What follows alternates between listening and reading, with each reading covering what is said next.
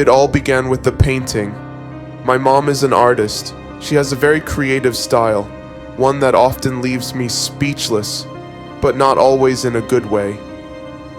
She's into abstract art, and some of her pieces are a little unsettling. Most of the time, I can just ignore them, but this one was different. She hung it up in the hallway about a month ago.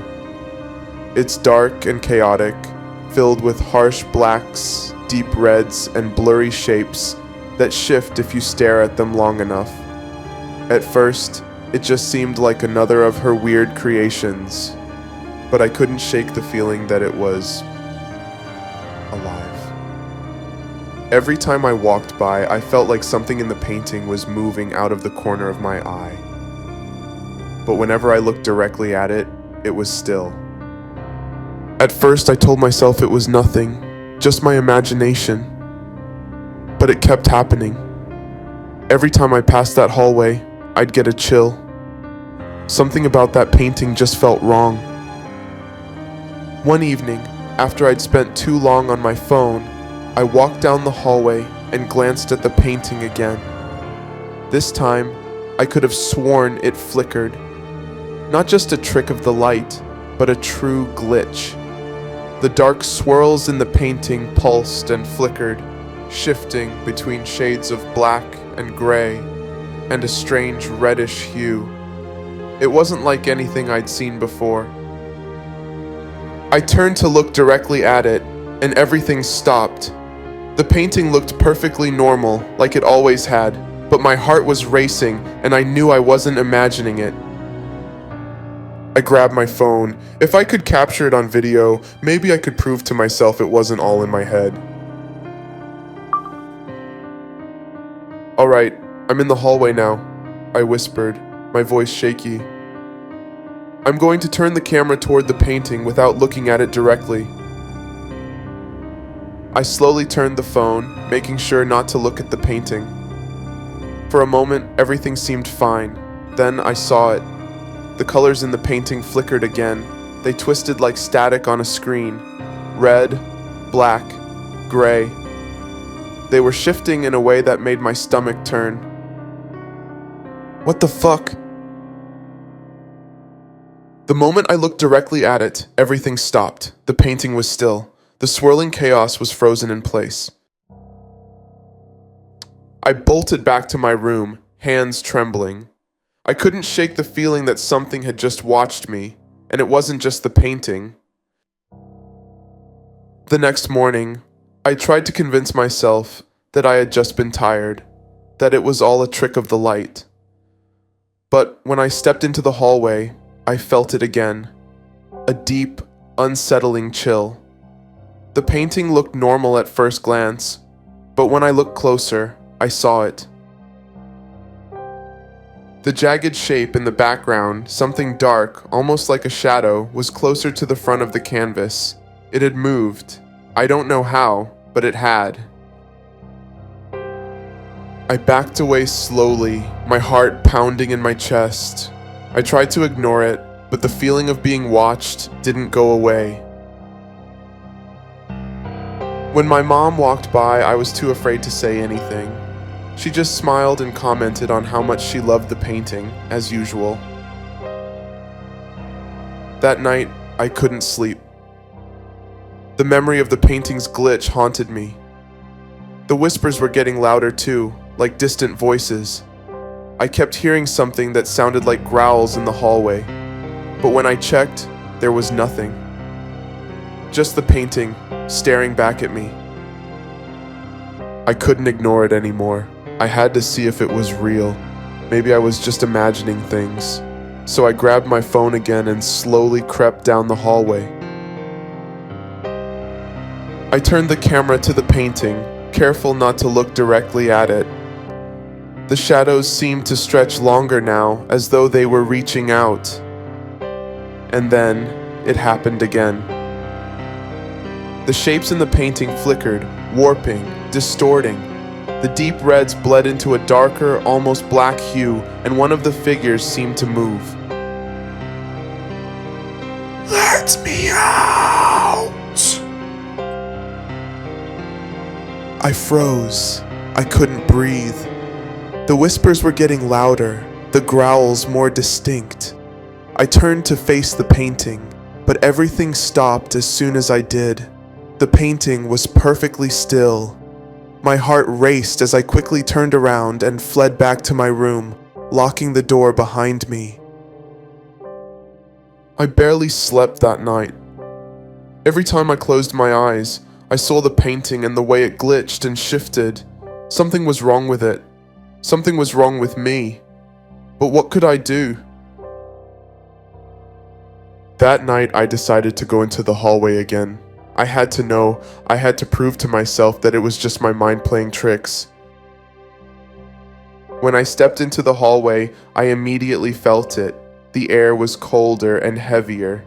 I turned the camera on again, determined to get it on film. The phone flickered with static as I slowly pointed it toward the painting. The shadows were thicker, the shapes more defined. And then, I saw it. The figure that had once been a vague silhouette in the background was now standing in the foreground of the canvas. It was watching me. Its eyes were hollow, dark, glowing faintly red. It knows I'm here. I dropped the phone, my heart pounding in my ears.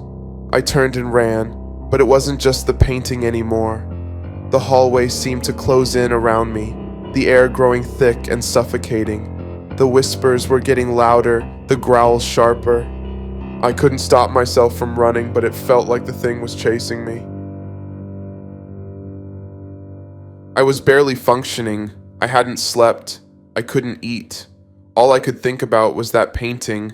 The whispers, the growls, the way the thing seemed to be getting closer and closer. I tried talking to my mom about it, but she just laughed it off. "It's just a painting," she said. "You're overreacting." But when I turned away from her, I saw it. The slightest glance toward the hallway, the way her face tightened when she looked at the painting. She knew. She knew something was wrong. That night, I finally decided enough was enough. I was going to get rid of it. I was going to burn it, destroy it, do whatever it took to rid myself of whatever was lurking in that painting. But when I went to the hallway, it was gone. The painting had ripped through the wall. There was a hole where it had been hanging, a gaping wound in the drywall, and the air was thick with something foul. I backed away slowly. The whispers were louder now, so close I could hear the growling. I turned around and there it was, the figure from the painting. It was standing in the hallway, now fully out of the canvas. Its eyes were glowing red, its limbs twisted in unnatural shapes. One arm stretched out, sharp and clawed, the other bent unnaturally at the elbow. Its grin stretched wide, revealing jagged teeth. It moved toward me, and the air felt like it was closing in around me. I ran. I didn't look back. I knew it was coming. I couldn't avoid it anymore. The creature was getting stronger. I could hear it, its growls, the sound of its limbs shifting, its twisted whispers. It was coming for me. I sat in my room clutching a baseball bat. The lights flickered. The house was silent, but I could hear it. And then the door burst open. Not like a person walking in, but like it exploded. The figure was there, standing in the doorway. Its eyes glowed red, and the air around it crackled with malice. I tried to fight back, swinging the bat, but it didn't even flinch. Its arm shot out, grabbing me by the neck and lifting me off the ground. I couldn't scream, I couldn't breathe.